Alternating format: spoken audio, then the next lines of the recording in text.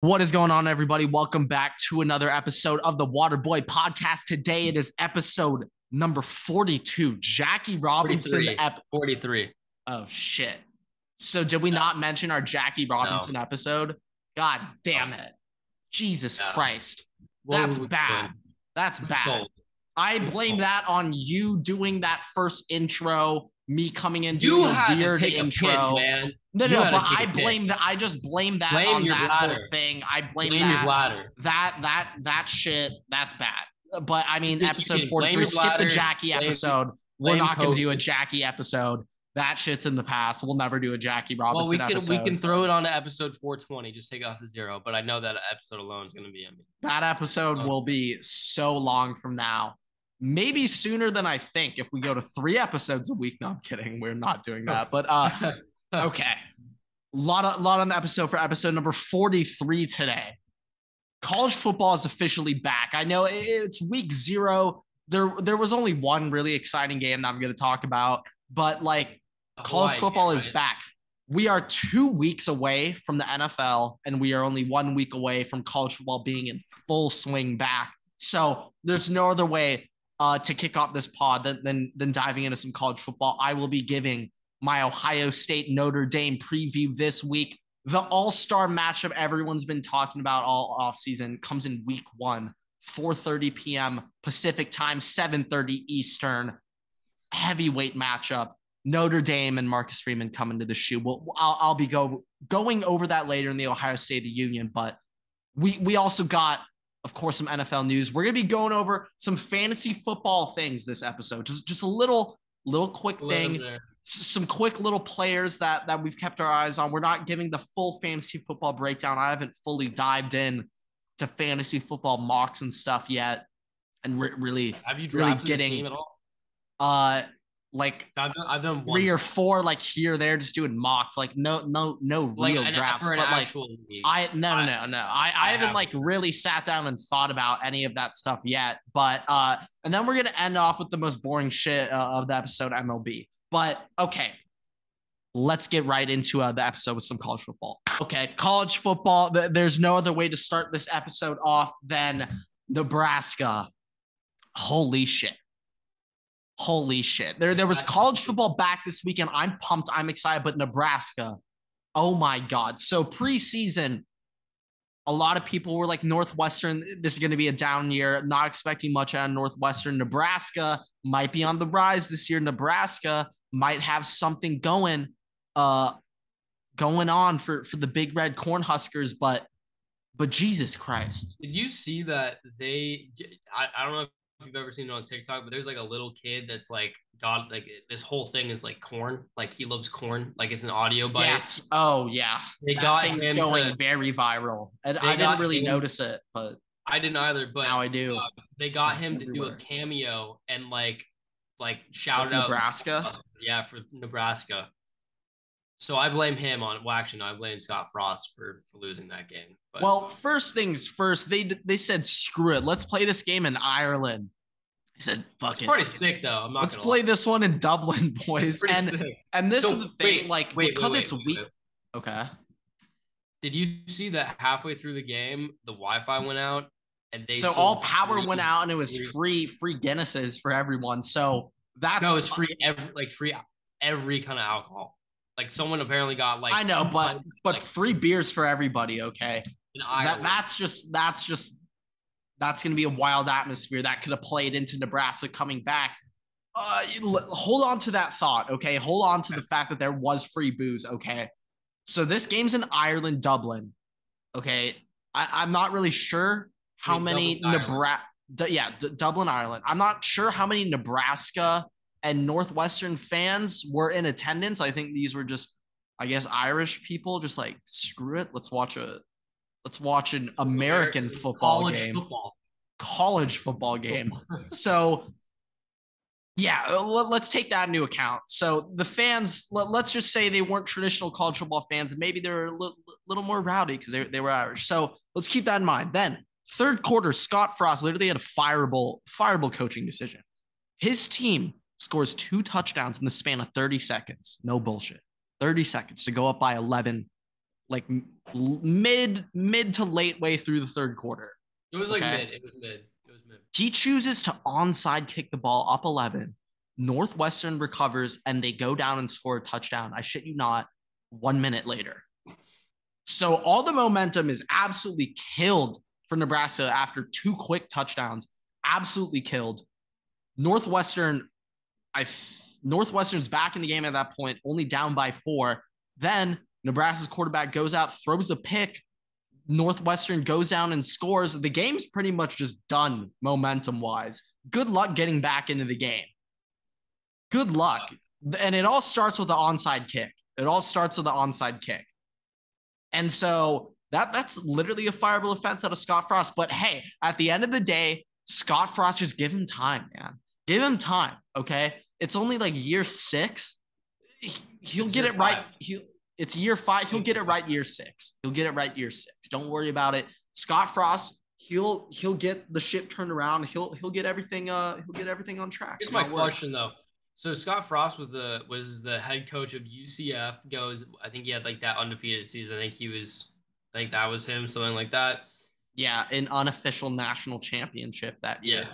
So if you're Scott, I know Nebraska's in the Big Ten. Obviously, I'm sure that's more money. But if you're Scott Frost, would you rather stay at UCF or would you have gone back to Nebraska? I guess he's from Nebraska. Though. Yeah, no. I mean, definitely Nebraska. But he's not getting it done there.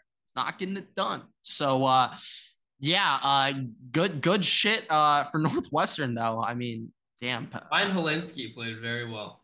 Pat Fitzgerald must be pumped over there for his boys, but that's what I had. That's the only game I really want to go over for the weekend. Just want to shout that out. Want to go over the Vanderbilt Hawaii game? No, did not want to go over that one. That was like the really only big game I had scheduled. That was probably going to be the most watched game that Nebraska and Northwestern played this year. I thought you were talking about the Vanderbilt Hawaii game. I was like, all right then. No. You were waiting for that. Nebraska and Northwestern. That was probably their most watched game. Will be their most watched game. I mean, I was surprised that it was that close. I think everybody was surprised it was that close. And yeah, Nebraska was an 11-point favorite pregame. So sucks to be one of those bettors when Nebraska was up 11 and decided to onside kick. What the fuck, Scott Frost? Trying to blow the game. But yeah, that's what I had on that. Unless Northwestern has the kind of season they had in like what 2017, 2018. 2019 they went to the Big Ten championship game. 2019, that's what it was. Yeah, they went to the Big Ten championship game. Had a good little team. But yeah, that's what I had. Did you want to recap any other games other than Vandy Hawaii? I guess I didn't end up watching that game. I watched a little bit of the UConn game. I watched a little of the UConn game though, and also the FSU game, which was in the rain delay. I think they played like Duquesne. I think it's called Duquesne. Oh no, but yeah, that's what I had. Next thing on college football, I wanted to react to Desmond Howard, the biggest idiot who somehow has a brand and platform. Not like a very good platform, but ESPN, wasn't he? He is on ESPN. He's on Game Day. Yeah. Yeah, and he sucks. He's stupid as shit. But yeah, his college football playoff predictions are laugh out loud horrible, but I wouldn't expect anything less from an absolute moron like Desmond Howard. Of course, he's going to put out stupid shit like this. So Desmond Howard has Texas A&M versus Pitt and Baylor versus Michigan in the college football playoff, with A&M beating Michigan in the Natty. Now, I understand these analysts want to give unique opinions and, stick out from the rest of the crowd, not like blend in and give the classic Alabama, Ohio State, Clemson, whatever the hell you want to say. But like, this is actually so atrocious. Like Pitt and Baylor. You thought that A&M over Alabama this year? Who is A&M's quarterback? Like what? They just announced it like yesterday. Like what are we doing? What is this, Desmond? You thought that Scott Frost's onside kick was a fireable offense. This is a fireable. Well, the thing is, ESPN is like actually so horrible that like I wouldn't like they love this stuff out of Desmond. They probably told Desmond come up with the most absurd like just No, they don't even need to tell him that. They just he said, just give us knows your it. genuine opinion. And Oh, it's the same he thing. could just do the rest because he's actually so stupid. Like he genuinely might think that. Like a lot of the times you could tell analysts are just like playing it up, like making a little joke. But like this Yeah. one, Desmond might seriously like think this. I'm So not gonna lie. I've I mean, also I'd be honest, I wouldn't expect anything less from a garbage I guy have like Desmond Howard. only I've only ever heard of three, maybe four players that have played on Pitt's team. So don't know what they're doing. They They're lose technically Kenny Pickett and then they lose the Biletnikoff winner Jordan Addison to USC. So I don't know what exactly makes him think that hit I also don't even think that Baylor's gonna make it out of the Baylor. conference. Like I mean, It's going to be a tough year for Big 12. I think they're just going to kill each other. They all have tough ass like midseason schedules where it's just like yeah. TCU, Baylor, Texas, Oklahoma all back to back weeks. So it's like good luck getting through that shit. Like, but whatever. Like that's like Desmond, you're just my God, man. Do what you got to do to get clicks, I guess. But You know what the Jesus, most you know what the most heinous thing on this whole list is? Is that he's got Michigan getting in. like that. I mean, the funniest thing about the list though is that's not the craziest part. Oh, I know, but That's I the third craziest thing. On maybe the least crazy thing. I would say Michigan making the playoff is more likely than A&M. oh yeah, no, that was more I was more making a joke because I assumed that you were gonna start dumping on No, no, Michigan. no, no, no, no. Like I trust me, we'll be dumping on Michigan a lot this year, but we'll wait for it. I'm going into this season 3 weeks ago, I had zero respect for Michigan. Now I do. Now I've actually thought about their team, thought about who's on their team and stuff. And you know what? I actually do respect their team this year. I do. I think there's a very, very good chance that Michigan will be 11-0 going into the game against Ohio State. I think there's a very Ohio good State will chance also both be 11 teams. and 0 I think or there's a 11 very and good chance 0. both teams will be 11-0, and it'll be like a 2 versus 3 matchup. Bama will still be the 1 seed at that point, but I could see it being a 2 versus 3. You think if the loser of that stays in the same spot or they get moved down to Move 4? down. I mean, Knowing, I don't know knowing, exactly, knowing but the like AP you'll get polls moved though, down. if You'll Ohio get moved State down to like 8. if Ohio Well, State lost obviously the depending game, on the other yeah. situation. If Ohio I State don't know. If manages both are to lose 11-0, the game, then yeah, we'll see. We'll see. if Ohio State manages to lose that game, just knowing the way that the AP polls work, they'll get moved down to like 14th. So I mean, No, they won't do that. They'll move them down to like 7th, but like I don't care at that point. The season's over. But whatever. We'll get there when we get there. But I'm pretty pumped for week 1 college football. We got some good games on the slate. Of course, we have the all-star Super Bowl preseason matchup with Ohio State Notre Dame. We're getting into that at the end. But first thing I want to say, Oregon, Georgia. Interesting little matchup. It's a neutral site game, but it's a Georgia home game because it's getting played at the Mercedes-Benz Superdome in Atlanta. So it's a Georgia home game. It's not a neutral site game. But that'll be a fun one. That'll be a fun one to watch. We're gonna see what Georgia and Oregon, both teams reloading this year. Georgia's obviously got to replace that defense. Oregon, new head coach. here's my Bo question Nix though. at quarterback, losing Kayvon Thibodeau. You know, a lot of moving pieces going on for both these teams. Is Georgia is Sensen Bennett going to be able to repeat last season though? Definitely not. Well, repeating last season's not very impressive if we're talking him statistically. National championship wise, oh God, no. It's going to be so hard for Georgia to repeat, losing all those pieces on defense. And Stetson's not a dynamic enough quarterback to put you over the top.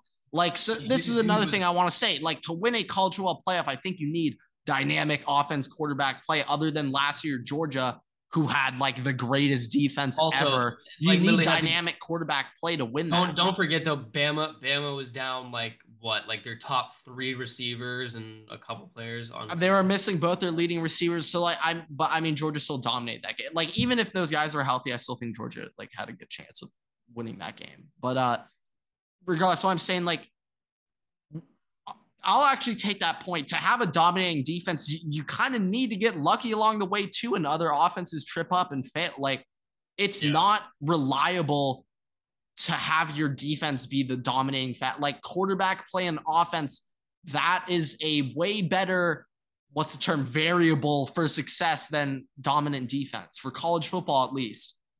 It is. I agree. I agree with that. So, like, because of that, like, a lot of moving pieces with Georgia. Stetson Bennett, I don't know if he could repeat his 22 touchdown performance last year. Yeah, I hope he could. I hope he can. And he will need to do better than that for Georgia to win a natty this year, let me tell you. But I'm excited for that game, for that neutral site game, that week 1 neutral site game. I'm pumped. And then also another game I'm really excited for, another Pac-12 SEC matchup, believe it or not. Utah at Florida. 7 seed Utah going on the road, taking on Florida in the swamp, in Gainesville, wherever the hell that is. It's in Gainesville. Yeah. I'm pulling for a Florida dub, of course. I don't want Utah to win, but I think Utah is a very good football team. I think Utah will probably win that game. Not saying it's going to be an easy win, but I think Utah is a very good team. Utah is really good. I still think they're slept on even now. They're a 7 seed in the AP poll. This is actually their highest ranking ever in the AP poll. Really, even and it's coming in the preseason. Even when they had Alex Smith, they weren't that high. I guess not. With Urban and Alex Smith, I guess not. But like, Urban was the head coach of that team. But yeah, Utah preseason rank 7. I think they can go into Gainesville and get that dub. I think they have a very good team. They're returning a lot of players. They get their quarterback coming back. Clark Phillips on defense. Used to be an Ohio State decommit, went to Utah. Who's the best player on Florida? Couldn't tell you. AR-15, Anthony Richardson, the quarterback. I don't know. I don't know much about Florida. Billy Napier, head coach, though. We were talking about, I think I brought this up last time, the picture, how they took a team picture of Florida. There's 140 coaches and like 118 players in the picture. We did not talk more coaches than players on the Florida staff, which is hilarious. But yeah, Florida said, screw it. We are a more than a 1-to-1 coach to player ratio. We're going to do better than that. So we got a brand new training facility that looks pretty sick. No, yeah, Florida, they're up in their game. The Dan Mullen experience didn't quite go to plan. But okay, let me get into this Ohio State of the Union right now. I'm going to be breaking down this full game between Ohio State and Notre Dame. Ohio State, 17-point favorites in Marcus Freeman's pretty much his head coaching debut. I don't count the bowl game last year. Marcus Freeman, ex-Ohio State Buckeye, taken over as head coach for Notre Dame. Got some other Buckeyes on staff too. James Laurinaitis, ex-Ohio State middle linebacker. You guys probably know the name. He's also on staff for Notre Dame. So there's a little bit of interesting storylines when it comes to the coaching staff.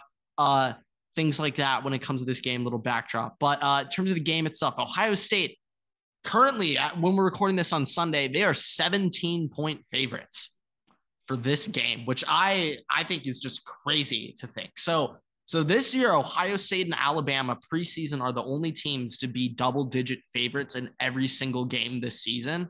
I was going to say, if it's for the first week, I don't think that's correct. But yeah, every single game, that makes sense. No, yeah. Ohio State and Alabama, only teams to be double-digit favorited for every single game they played this season, preseason. That's the projections. And so, but I still think 17 points Notre Dame week 1's crazy. Like, holy shit. But with that being said, we're going to get into this. And as an Ohio State fan, we're going to start with the strength of the team, the Ohio State offense. So first things first, 6 starters are returning on offense for Ohio State this season, but a lot of the key guys are back. And that's kind of all that matters. So, of course, CJ Stroud back. Trevion Henderson, running back, is back. Wide receiver room, of course, have to replace 2 first-rounders, but Jackson Smith and Jigba, best receiver in college football, is there. Marvin Harrison Jr. is there. And this is where it gets interesting, though, when we come to wide receiver. I'm hearing that Julian Fleming, who was the number 3 recruit in the country in 2020, Julian Fleming is rumored to be the starting Z receiver over Emeka Egbuka, who was another 5-star wide receiver. But Julian Fleming's rumored to be starting at this Z spot.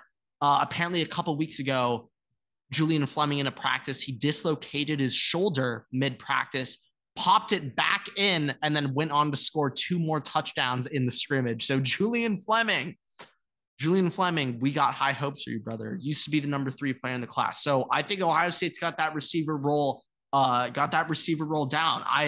Even though they lose 2 first rounders, I'm not really concerned. I'm really not. I have a question. Okay, what you got? It's not Ohio State, but it's for Notre Dame. Okay. I'm looking at their roster right now. First and foremost, I really don't know many of these people. I can't also say that I've really What are you watched talking, their defense or offense? I'm looking at their offense right now. I think we're getting to the offense later, but I'll let you tell me let's hear it.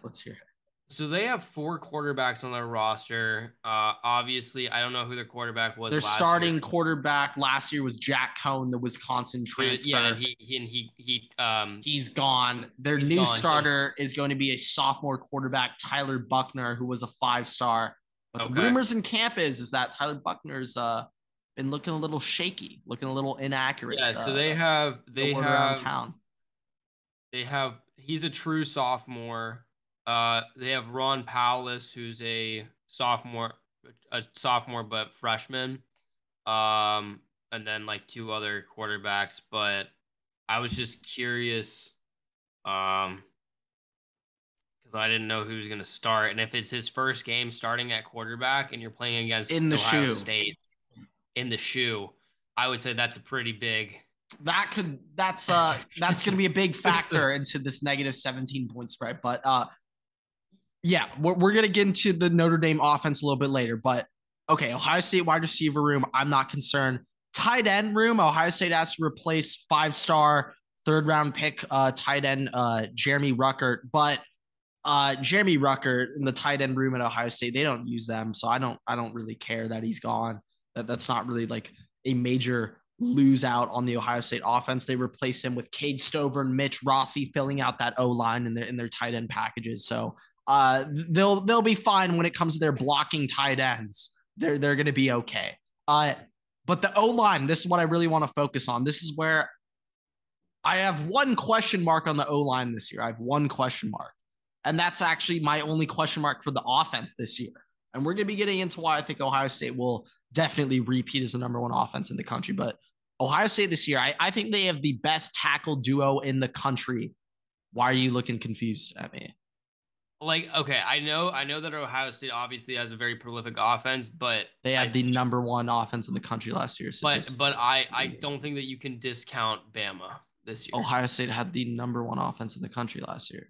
But the fact I'm saying you can't discount these other like I don't know if it's going to be Alabama loses so many weapons. Yeah, they get Bryce Young back. Who is playing receiver for Alabama, Everett? I haven't looked at their depth chart, so I really don't know. Yeah, that's what I fucking thought. Okay, Ohio State's going to have a better offense than Alabama. And there's literally zero reason to fucking say Alabama will have a better offense than Ohio State right now. What is your reason? I just think they have the Heisman coming back. Bryce, I don't give a fuck. He loses his receivers. He doesn't do offense. That has nothing to do with the offense. Nick Saban picks phenomenal offense coordinators and doesn't miss. I'm not saying that, but it's like Nick Saban has nothing to do with the fucking offense. Ever that's not a reason. No, but it's coaching. What's the reason why Alabama will have a better offense than Ohio State? Well, I'm not saying that that's the case. I'm just saying like I feel. So like why you look at me like I'm stupid when I said Ohio State will repeat as the best offense? They will. It's hard to repeat as best. They've done it like 4 years in a row. What you talking about? Not 2020, but like 2 years in a row. What you saying, Everett? All right. What are you saying? Look into it. Read up on stuff before you say takes. Read up on stuff. But okay. I mean, Ohio State O-line. I think they have I think they have the best tackle duo in college football this year in Paris Johnson Jr. and DeJuan Jones, both returning starters. I know Paris played guard last year, but he was a tackle and now he actually gets to play tackle. Or actually, no, yeah, that is true. But DeJuan's coming back at right tackle. DeJuan, I'm pretty sure he had like the highest run blocking grade for tackles last season in college football, and he's back. In terms of the interior line, I really love Donovan Jackson, 5-star O lineman coming in playing that left guard role. He's a new starter, but Oh my God, the ops are on my ass. Maybe that's a sign that Donovan Jackson may be shit this year. But Donovan Jackson, I think he's going to play well at that left guard role. We got a 5-star interior lineman, Luke Whippler at center. He's returning center. I'm not concerned there. And then Matt Jones right guard. That's the only question mark on the O line.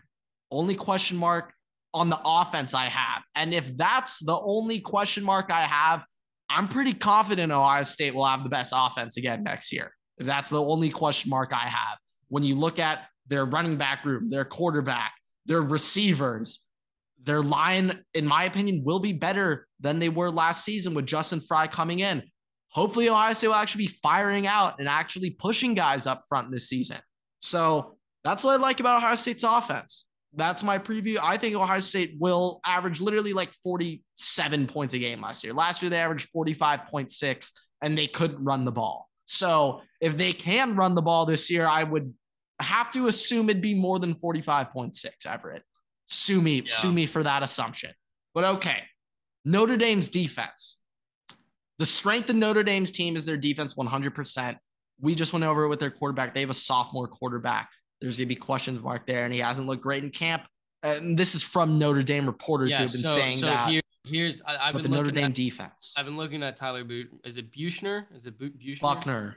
Buckner. Okay. Apparently, I can't read. All right. So I've been looking at his just stats and stuff because he played a little bit last year. Apparently, 3 touchdowns, 3 picks. Nothing very impressive. But he's a 5-star guy.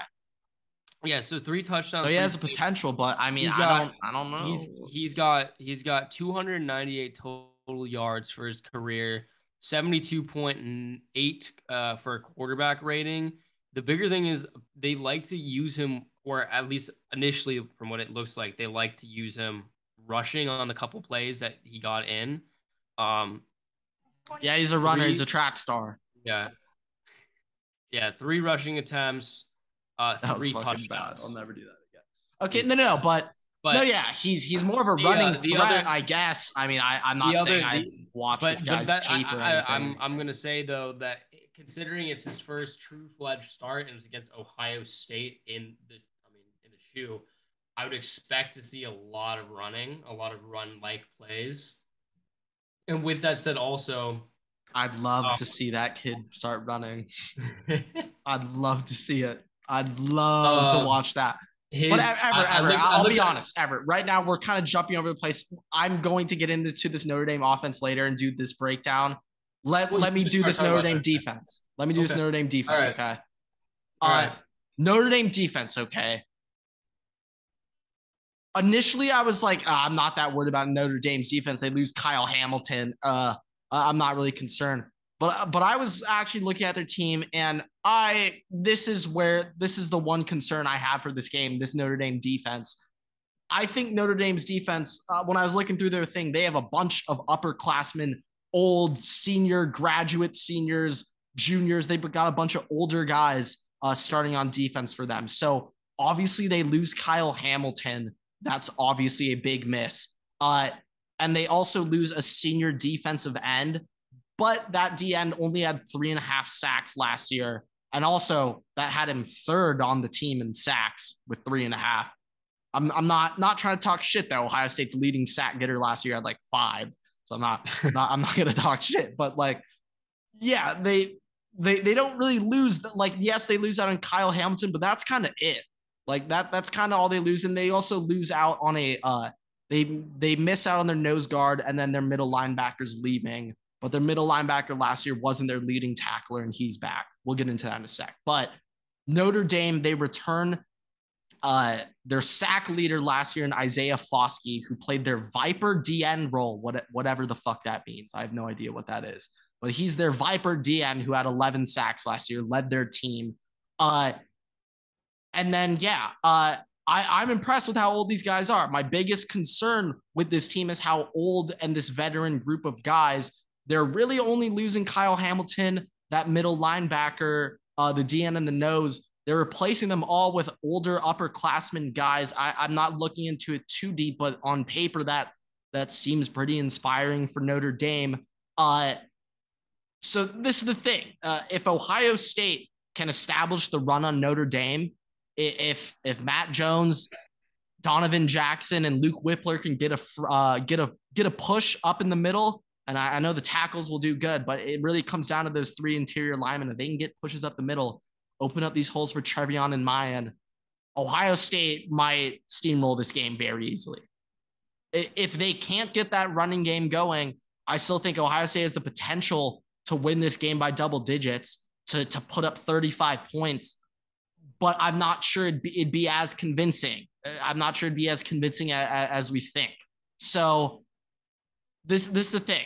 Ohio State, the one thing I want to see the most when it comes to this matchup between Ohio State's offense and Notre Dame's defense, I want to see Ohio State move the ball up front. I want to see them run the ball. I want to see them actually run the ball with purpose. I want to see the O linemen to be playing aggressive and firing out and shooting out and engaging in their blocks. Last year, I wasn't seeing that grit up front, maybe partially because they were playing with 4 offensive tackles on the line.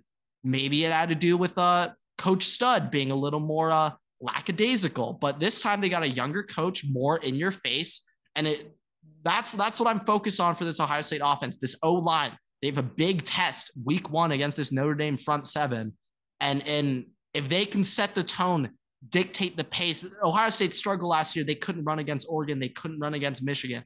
If they can run the fucking ball, this game might be ugly and it might be over quick. But that's what I had on that matchup. Notre Dame offense, though, Everett. Tell me what you're thinking now about Tyler Buchner. Yeah, so like I said before, obviously his stats show that, I mean, he has some experience, so it's not going to be literally his first snap in college football is playing it. So I would say, and obviously that helps. But it's going to be his first start, though. And it will be his off season where he's the starter. The pressure is on him this time. And I don't know if Avery Davis is Notre Dame's like starting receiver or not, but they did lose him to a torn ACL. He tore his shit.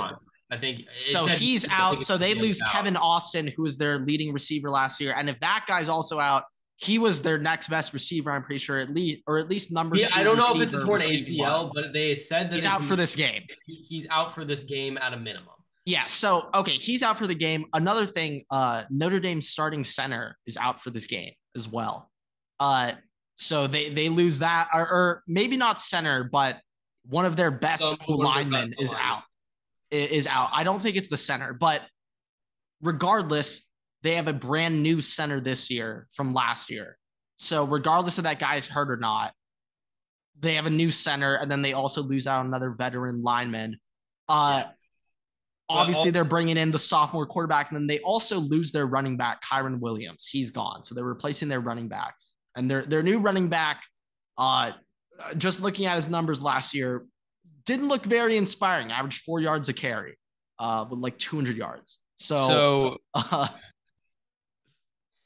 I mean, but the one thing about Notre Dame, though, I want to say they returned their tight end Michael Mayer, who will be a first-round draft pick next season. He's very, very good. He's the biggest threat on Notre Dame's offense. He's the biggest weapon they have. He will be healthy. He'll be on the field. Here's what I'm looking at. Buchner has a 60% completion percentage. The average on that is 8.5. So it's very much dink and dive. Well, I mean, he has a small sample size. I don't really know exactly. I'm not really looking at his stats.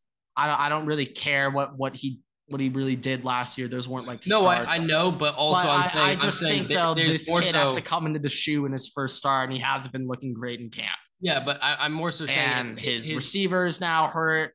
His best lineman's out. He's got a new center. More dink and dive, then is going to be more likely to have. But I don't know if that's how they'll actually play next season. No, I know, but like, let me finish.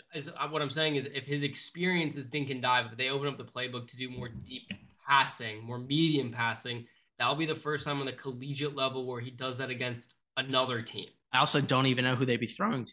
Is this tight? I don't know if this tight end's necessarily a deep. I'm not sure if we're running tight end attack like it's Madden every play, but I don't know. Like if that guy is out, not Kevin Austin, but the Avery Davis. If that guy's out, I mean, I don't really like.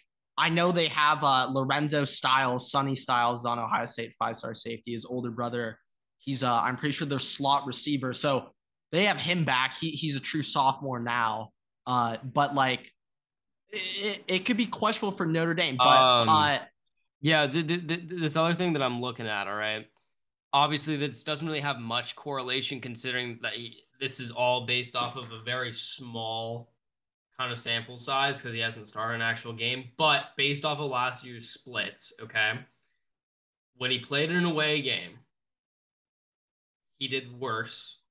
55% completion percentage in comparison to 64 at home. Interception to touchdown ratio was 2-1, so 2 interceptions per 1 touchdown. When on the road? On the road. In September, his completion percentage is a bit higher. It's at 75%. But he only threw 4 Yeah, passes. I mean, I you can't really look at but that. The one it's thing so that I small. think it's such a small sample care. size, yes. But the one thing that I will state is when he is trailing and when you are getting into the first later bit of the game from quarters 1 to 3, his completion percentage and I guess just completion percentage and total yardage drops substantially. Well, I mean, they could just throw him in at the end of the game when they're losing and they throw the twos on. He's just playing. I mean, yeah, but there's also, a lot of that. Like by margin too. You can't so, really look into that, Everett. I can't. It's by quarter. I'm looking by quarter. I'm not looking by what the win margin was or what the score margin was. I don't really care about those. I'm not more concerned about that. The thing about Notre Dame's O-line, though, they have a new right guard and a new center. I want to say it's their left guard who's hurt and out for this game. But other than that, they have 2 true sophomores playing left and right tackle for them, which is kind of interesting because they'll be going up against Ohio State's sophomore 5-star DN. So that'll be an exciting matchup, sophomore on sophomore, sophomores on sophomores. For that Notre Dame tackle and Ohio State DN look. But yeah, that's kind of what I had on Notre Dame's offense. Well, I want to talk Ohio State's defense. So, okay, let's start with Ohio State's defensive line. The super sophomores have taken over, or at least at DN, the super sophomores have taken over. Apparently, I hate to rain on the parade, but just out of curiosity, how much longer is this Ohio State of the Union going to be running for? Because it's been about 30 minutes. I mean, be good in 5 minutes. All right. Just curious. I mean, hey, man, if you didn't start talking about Tyler Buckner halfway through, I was going over the Ohio State offense. It wouldn't have been that long. So you got no one to blame but yourself for those interruptions, brother. Okay. Right. Ohio State D-line. Okay. Super sophomores have taken over.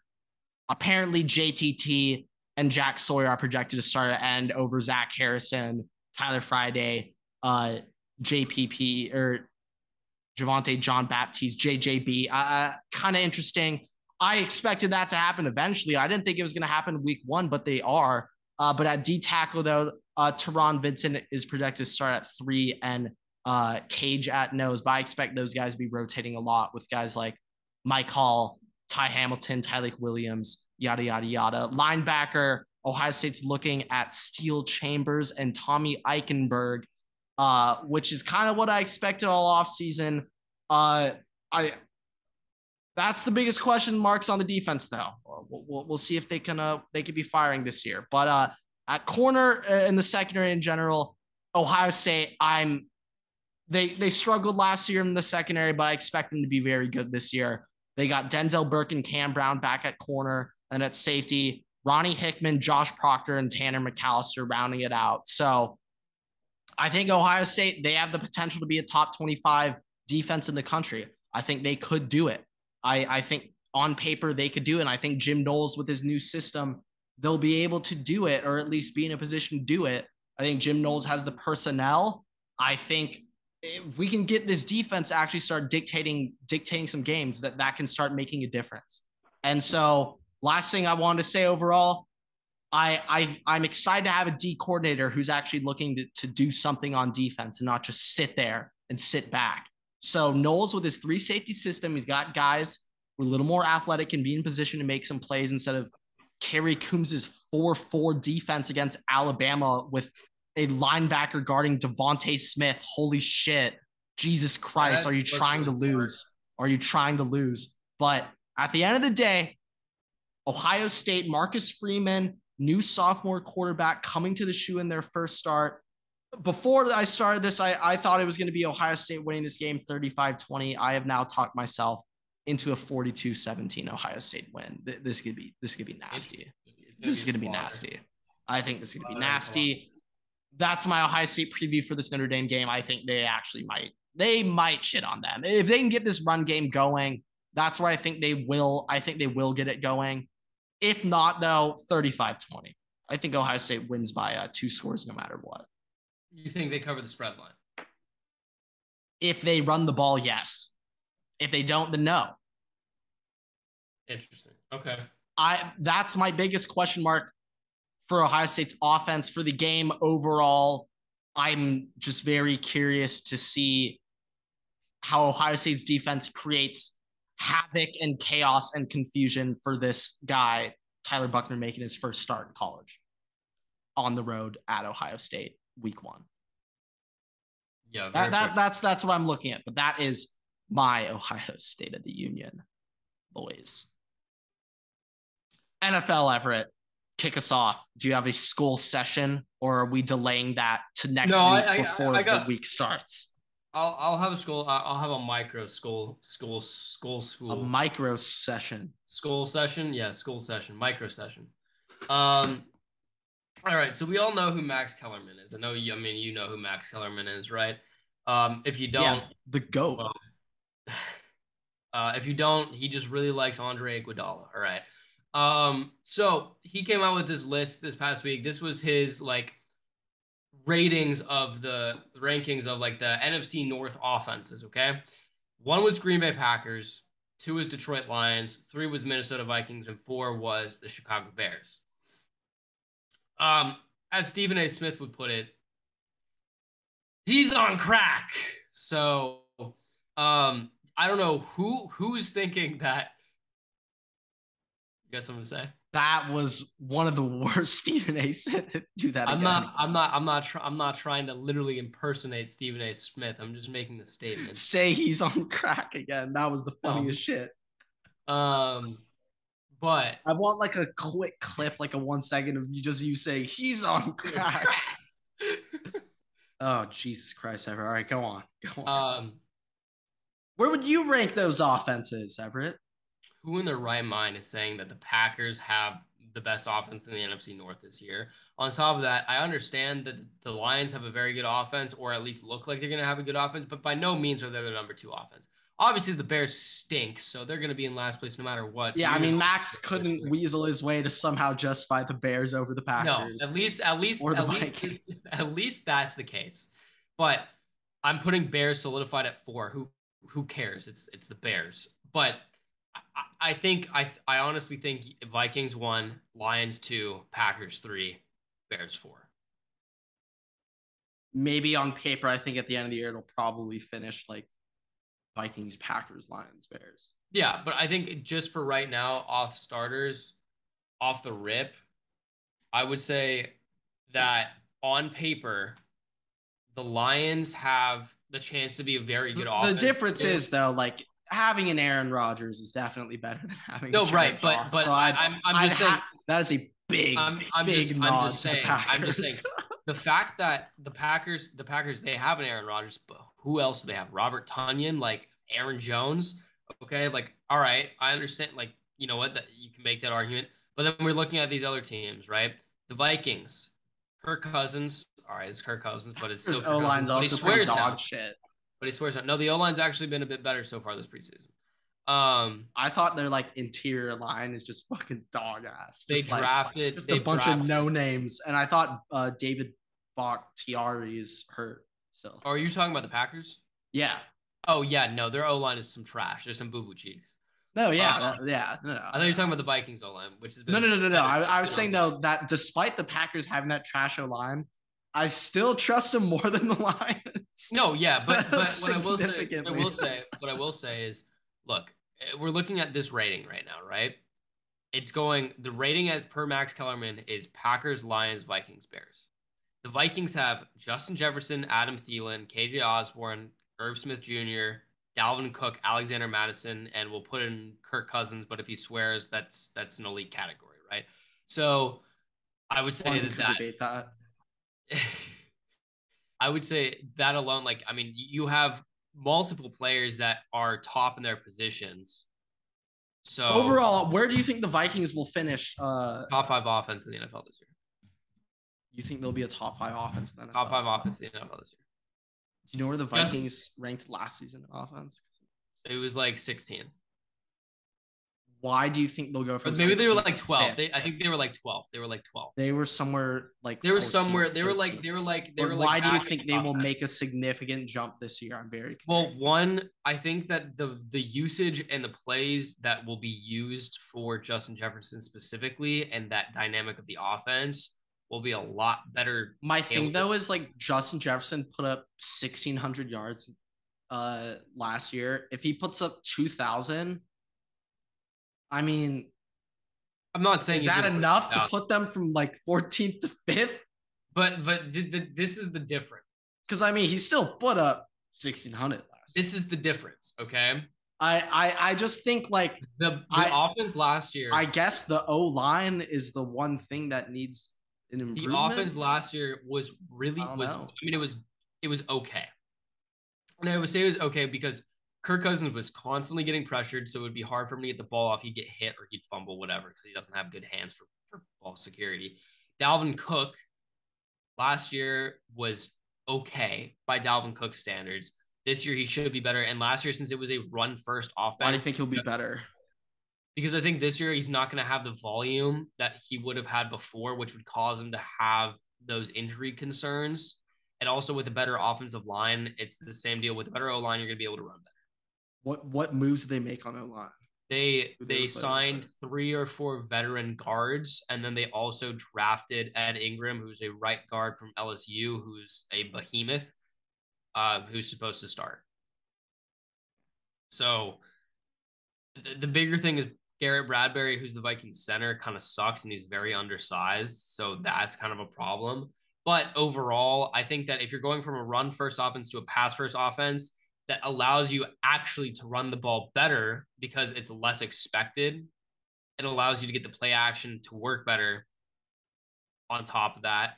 So I just think that by play calling standards, by having a head coach who's now more offensively or like oriented and having a playbook that's more pass oriented, I think that they're just going to they're just going to do better by standards of having a more modernized offense.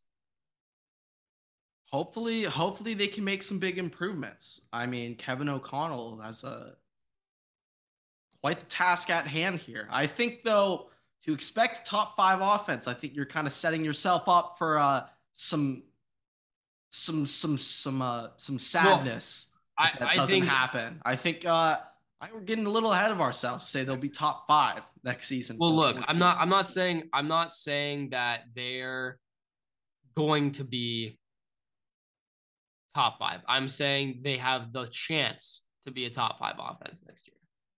But where do you think they will be? Then? I think they end in the top 10. I think they end in the top 10. Whether that's 5 or whether that's 10 could remain to be seen, but I think they end top 10. I think hold on. So top 5, and I think it says I'm last year that you think last year top 5, but okay. I don't know if this is for rankings of team skill position or if this is offensive rankings, but I found an article in Sports Illustrated saying they ended at 5 last year, but I don't know if that's correct. Who, the Vikings?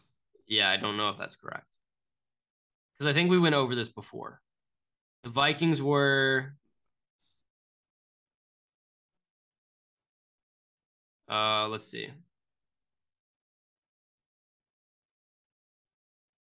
They were 13. They were 12. They were 12. They were 12. They were 12th last year.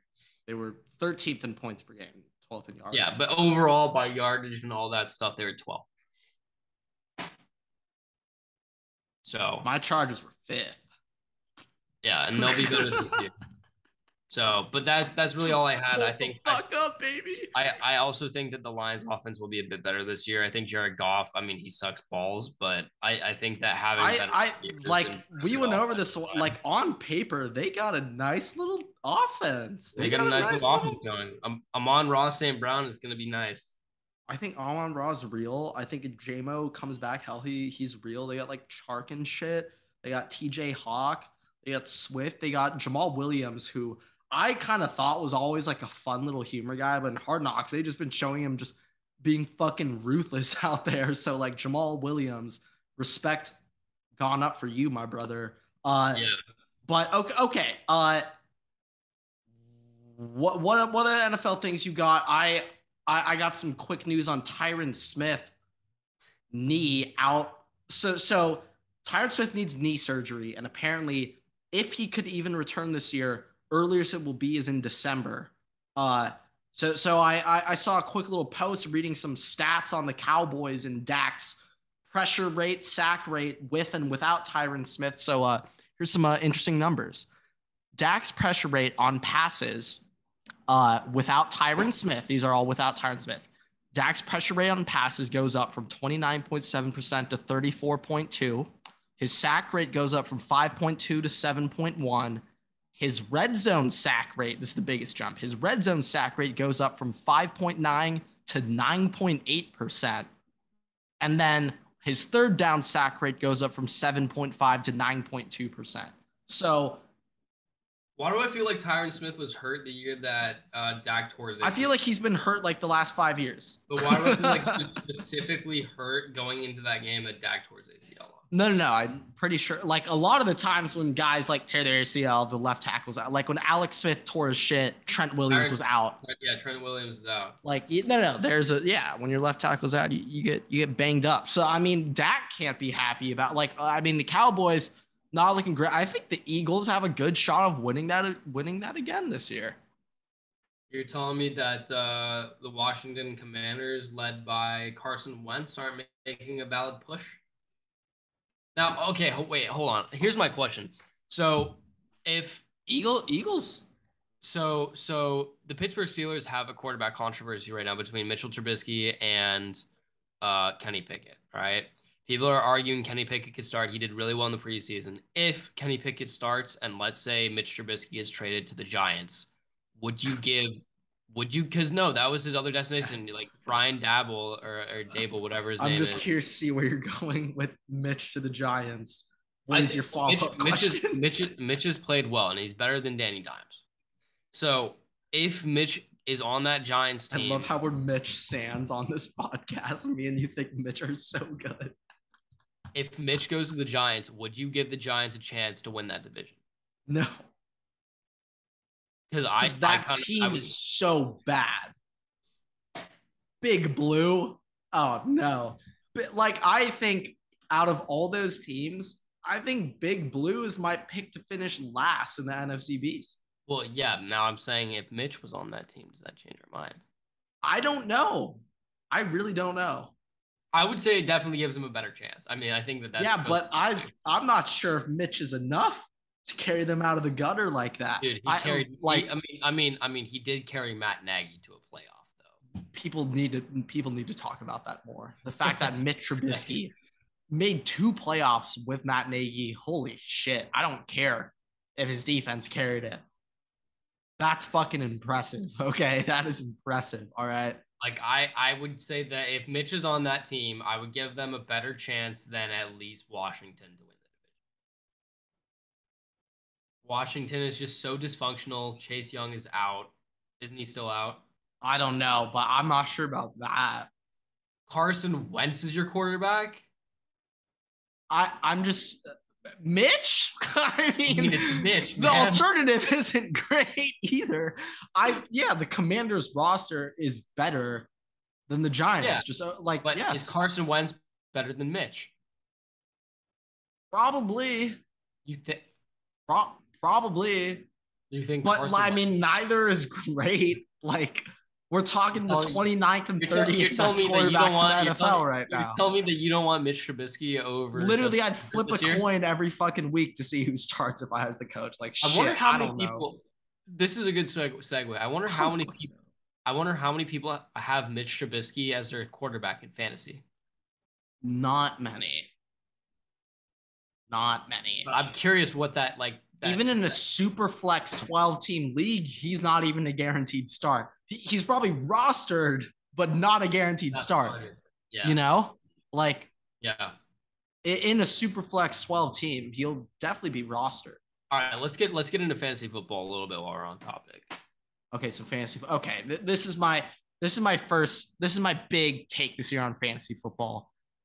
If I'm picking pick number 3, 4, 5, 6, 7, anything, maybe even fucking pick number 2. Okay, I'm drafting Justin Jefferson. Okay, Yeah. like I So would arguably take him pick 2. Like very this is arguably, the I way would sit and fucking think. Like I have done a fantasy like I've done one of my fantasy leagues drafts already. All right. yeah, yeah. I had the number 3 pick. Uh All huh. right. The way I'm pretty sure the way the draft went, and I can pull it back up.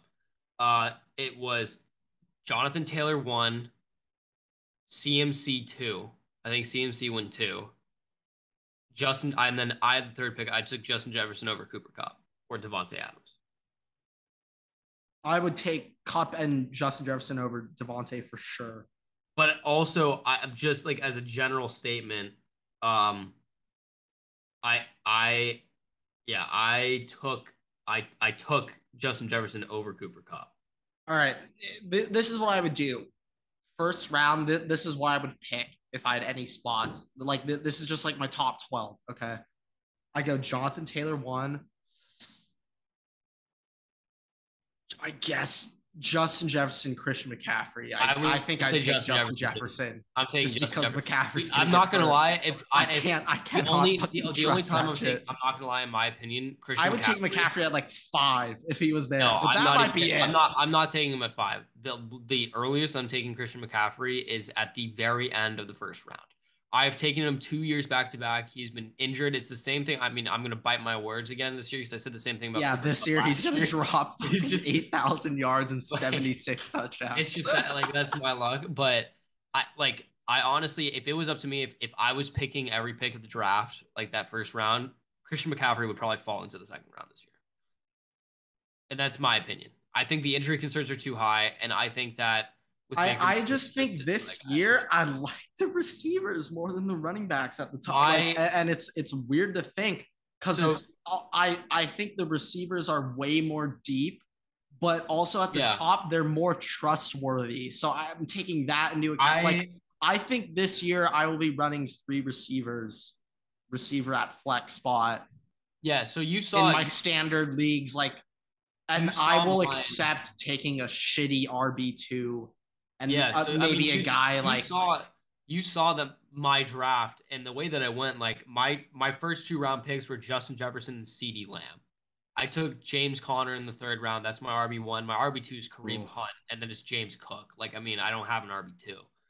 I got I Juju. don't like James Conner. I'll be I honest. don't like him either, but it was the best running back available at that point, and I just had to get somebody on the board. He's a goal line back. Chase Edmonds isn't there anymore. Like, I mean, I, yeah, Maybe it could work with Chase Edmonds gone. yeah. Maybe he But actually does get some I more got Juju. workload. I think, by I the way, actually have not read into it that much. people are very much underestimating Juju Smith-Schuster. He's the number 1 wide receiver for the Chiefs right now with I Patrick think Mahomes Juju's at actually gonna do quarterback. really well. I got him Well, I in the think eighth Juju's gonna round. do really well. I got Yeah, him in that's the a eighth fucking round. that's a cop. Like I think Juju's I gonna do got really him. well. I got him after I got Rashad Bateman.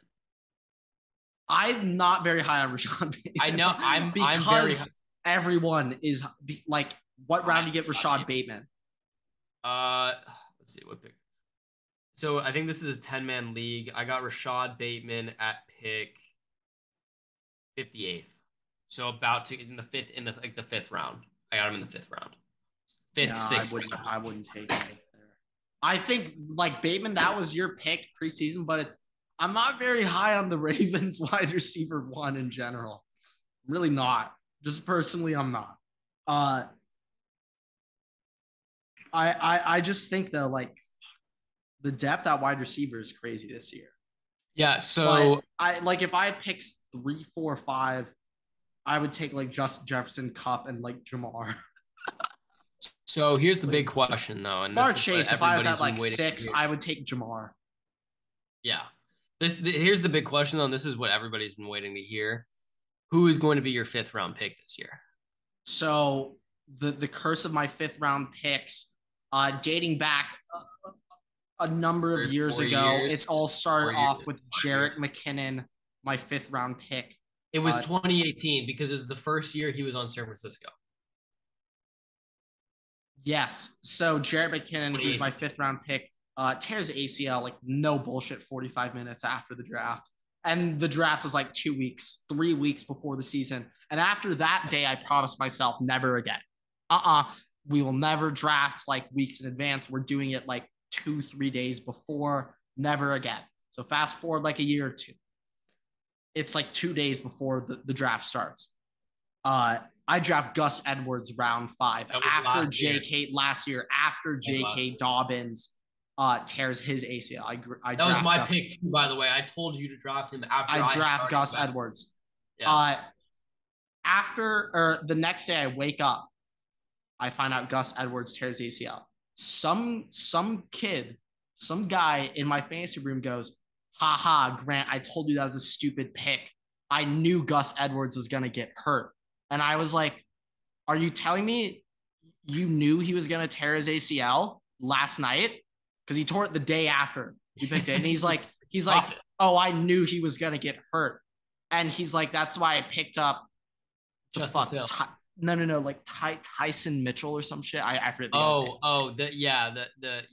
who played like 2 games. But like he's like, yeah, that's why I drafted this guy round 16 because he drafted another Ravens running back. I'm like, why the fuck? Did Justice Hill was the running back after Gus Edwards, and then he tore his ACL like literally not even 30 minutes later. No, but anyway, I this dude was tripping me like, you.